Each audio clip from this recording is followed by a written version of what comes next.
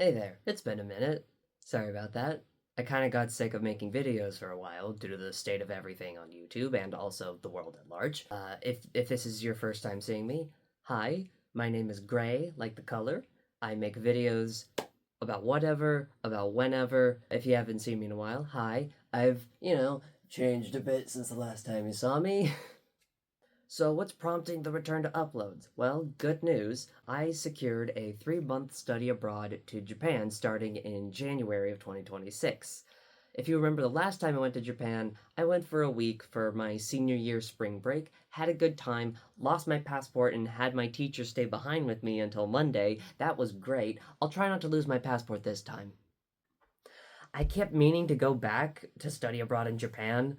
Like I was looking up the company who did our senior trip. I looked up them at the start of January of 2020, thinking, "Oh, this is the year I'm gonna do it for sure."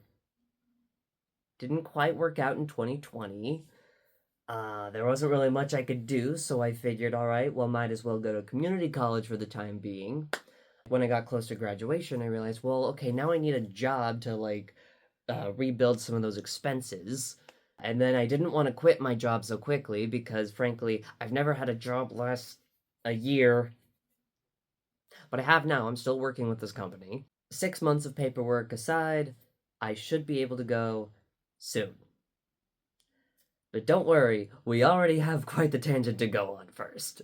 So I got the message from the school representative that orientation would be on January 9th. And I got that message back in September. So it was around September, October-ish. That was when I bought the plane tickets. And because I'm such a good child to my dear darling mother, she gets air miles on her credit card, and I asked her very nicely if she would buy for it on that card, so she could get the air miles, and then I paid her back. And I want that on record. I paid my mom back because I love my mom. And then the longest government shutdown in United States history happened, and a portion of my flight got canceled. It was the portion that was a layover to Los Angeles, but apparently the Los Angeles to Osaka flight, that one was still fine, but just not the within the United States portion. And even better news, I got the message back from the school representative that orientation is on the 9th, but official sign up register day is on the 6th. I booked my flight on the 7th, and my arrival day would be the 8th. Even better was the 3-month apartment that I booked in Japan. That one starts on the 8th as well. So on one hand, I need to reschedule the flight. On the other hand, they canceled on us, so now we still have to reschedule anyway. But I can't do it because it was done on my mom's credit card, on my mom's bank account.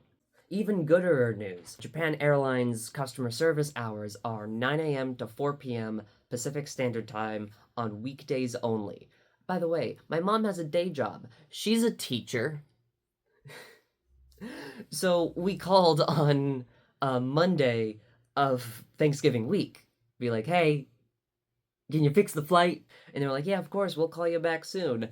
Like in the next couple days. And then Thanksgiving Day happened and still no call back. So my mom called again, and we weren't really expecting anything to happen because, okay, of course they're on Thanksgiving holiday. I mean, Japan Airlines probably isn't. They don't celebrate Thanksgiving, but the calling our bank, who then have to call the airlines. That whole process, that was fun. But thankfully, it was rescheduled. And I should be arriving as of January 3rd. And then more stuff happened. I just this morning, if you can see the sleep in my eyes, I at 2 a.m. The school rep messaged me saying that because the sign up for the evening classes, evening being 6 to 9 ish p.m. on weekdays, Japan time, because their turnout wasn't as big, they want to do, for whatever reason, another layer of testing, and they want me to do a virtual call to further test my knowledge. Now, I already did the knowledge test, and the knowledge test indicated I was at beginner 1. Keep in mind, beginner 1 doesn't necessarily mean learning your ABCs or your a, I, U, E, O's in Japanese. It's more like, I guess, learning the equivalent to N5, which is like conversational fluency. And that is about where my knowledge was left off in high school. And I'm already feeling like, oh, I'm literally the dumbest person alive because they wanted me to like just test that I am capable of like forming basic sentences in Japanese in hiragana and katakana. Even just out of spite, I flexed one of the 6 kanji that I know.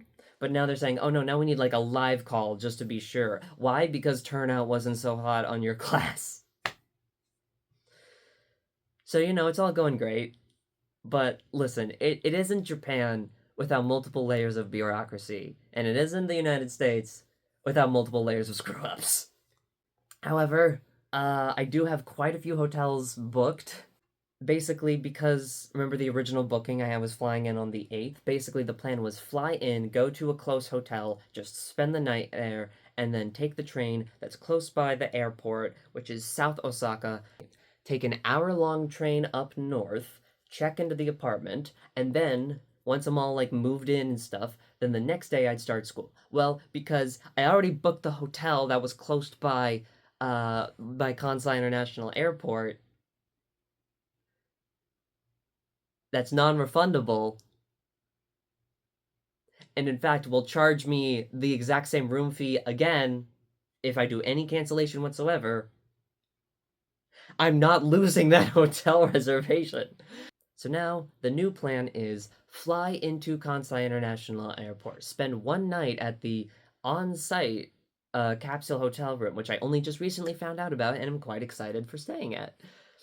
Hopefully figure something out with Yamato luggage transportation, as they can just transport your airport luggage, or so I've heard. Hopefully that is the case. Transport my luggage through them all the way up to the hotel close by the school in North Osaka, because taking up space on public transit is that's a minor inconvenience to people. I would literally rather die than minorly inconvenience someone. So do the luggage transportation, go to the hotel close by the school, do the orientation stuff, part 1 of orientation, or rather, part 1B of whatever orientation, the sign in whatever. Spend a few days just being a dumb tourist, have fun doing that, go all the way back down to South Osaka, one night at that hotel, just kind of do whatever, retransport everything back up north, check into the apartment, do orientation, be a tourist for a few more days, and then start classes on the 13th. This is gonna go great.